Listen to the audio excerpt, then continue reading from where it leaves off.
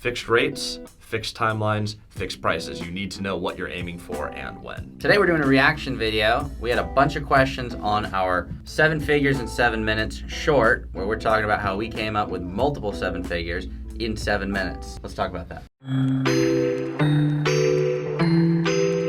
Hello everyone, I'm Christian, this is Cody. Welcome back to the channel. If you haven't yet, please like and subscribe because we do this 3 times a week, and here we go. So on the 7 figures in 7 minutes, which we did 2 times on the same transaction, we had a lot of questions around what were the actual terms. If you guys haven't seen that video, we actually did launch a full-length video sometime last month. We will link that below. But a lot of the questions were around the seller financing.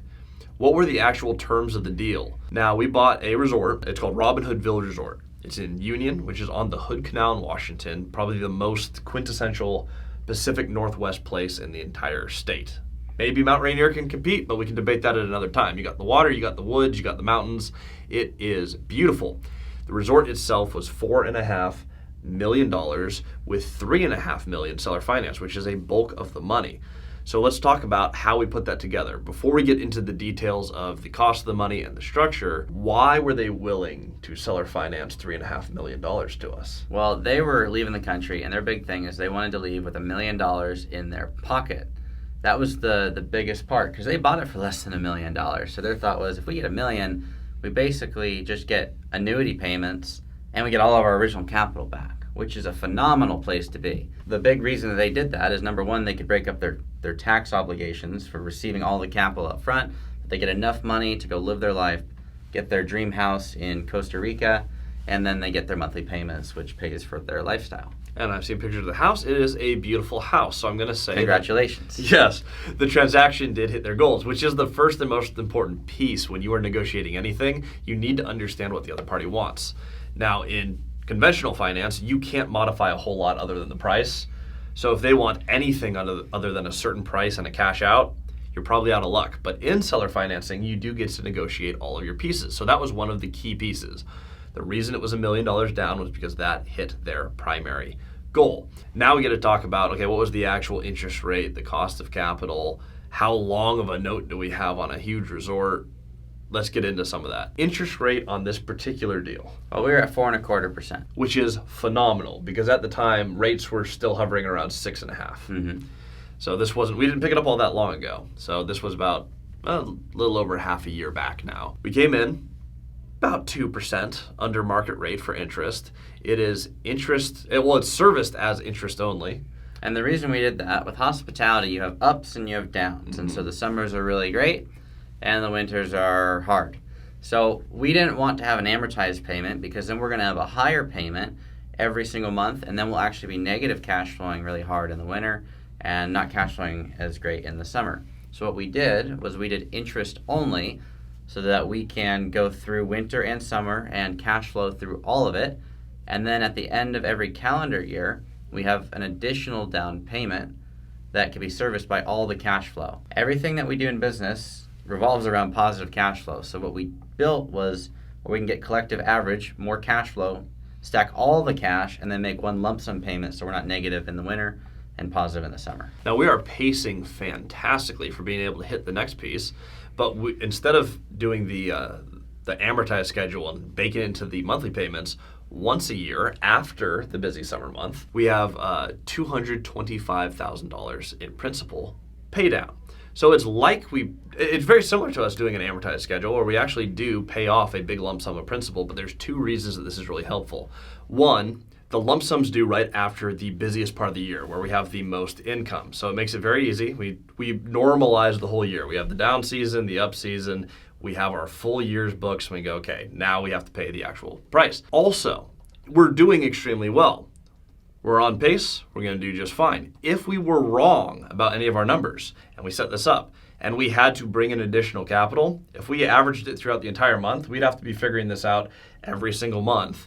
Where's the money coming from? Are we going to be short? Are we not going to be short? When it's one lump sum, if something went awry and we had to inject additional capital, we have time to cash flow plan, which, as Cody said earlier, is everything. The real estate game is a cash management game. When we have a simple target at a fixed price at a fixed period of time, I can plan my pieces to be ready at that time. So with a deal like the Robinhood, that is most of what we did to structure the debt. Is you have a simple interest rate that works where it's going to cash flow throughout the year. You have your actual principal lump sum that we're going to be paying down on this particular one.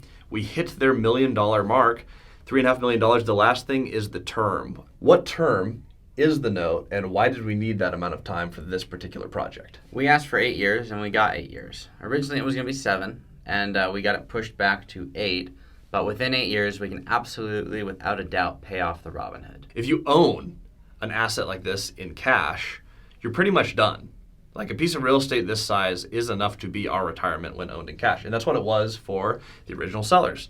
Their escape to Costa Rica, their monthly payments for the next several years, this is enough to retire pretty much anyone, and it's one of many assets. That's why we really love paying down some of our bigger stuff. And that is why the debt hammer is one of our favorite parts of the cycle. Because it's fun to build the portfolio, it's really fun to buy it, but it's really fun to own it. And we're pushing to that right now.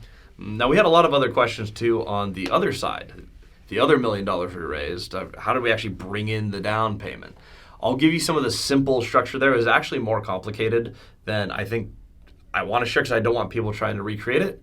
I regret how complicated we made some of the tax pieces of this. We got creative with the special allocation of tax, all legal, all a pain. So I don't want you to listen to this video and try to copy it.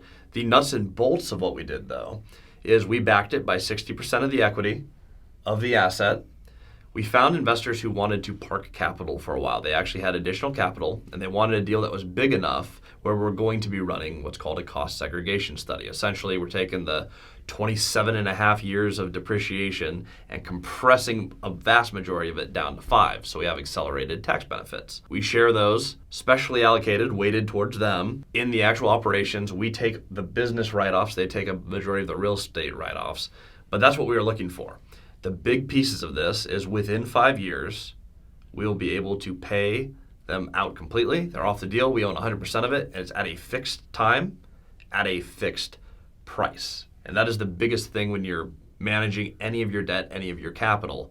Fixed rates, fixed timelines, fixed prices. You need to know what you're aiming for and when. Yep, you don't want variables in this game, and people are variables. So we made one phone call, one coffee meeting, and lined up the whole $1 million. And that is the nuts and bolts and the actual numbers behind what we did when we raised 7 figures in 7 minutes, 2 times over. Thanks for watching. Please like and subscribe for more. If you guys have more questions, we don't do a lot of reaction videos to our stuff, but if you guys have a lot of questions on any specific topic that we've ever covered, please let us know and we'll shoot a video just like this and go deeper into depth.